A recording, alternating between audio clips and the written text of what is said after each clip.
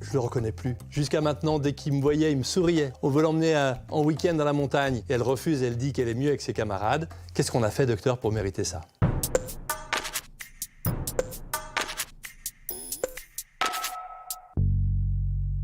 J'ai un ado, mais je me soigne.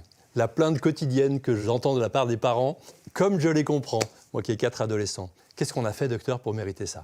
Qu'est-ce qu'on peut répondre? Tout simplement, bravo. Bravo, vous êtes en train de réussir votre mission de éduquer, ex-duquere, qu'on dit au dehors.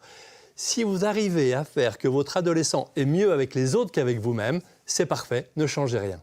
Oui, mais tout de même, il nous dit tout le temps non. Ben oui, il s'oppose, oui, mais il s'oppose pour exister. Résiste, prouve que tu existes, chantait France Gall au siècle dernier. Eh bien, c'est ça. Sauf que n'oubliez pas, madame, monsieur, que l'adolescent résiste exactement là où les parents insistent. C'est le principe d'Archimède. Arrêtez d'insister sur le look et il va lâcher l'affaire. Arrêtez d'insister sur l'état de la chambre et vous verrez que ça n'ira pas plus mal. Et que les rapports quotidiens iront beaucoup mieux. Ok, mais alors, quand je rentre le soir et que je le vois couché devant la télé à regarder des âneries, à la tête sur son sac, je ne dois rien dire? Non, vous lui faites remarquer gentiment, mais là aussi c'est normal. Il y a eu tellement de transformations hormonales, physiques, intellectuelles, qu'il est fatigué et qu'il est en état de deuil. On a tendance à oublier ça. L'adolescence est un deuil, deuil de mon corps d'enfant, de mes illusions d'enfant. Je ne serai plus jamais en primaire avec une maîtresse qui me tutoie.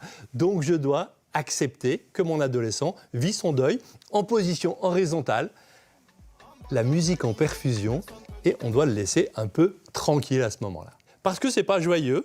Un adolescent avait écrit dans les toilettes de son lycée « Il n'y a pas d'adolescent équilibré, il n'y a que des équilibristes ». J'aime bien cette métaphore du funambule. L'enfance, c'est solide, et puis un pied de l'autre sur le câble. Ça va au début, et puis au milieu, ça commence à balancer. Là, il a besoin de nous. Il a besoin d'un balancier, son papa, sa maman, ses profs, un médecin, une psychologue. Et puis ensuite, il passe la période compliquée, il remet un pied devant l'autre, et il passe de l'autre côté, il devient adulte. C'est gagné. Et c'est gagné grâce à l'accompagnement dont il a pu bénéficier, l'amour inconditionnel. Tout ça, je le pense très fort. Mais je réfléchis encore.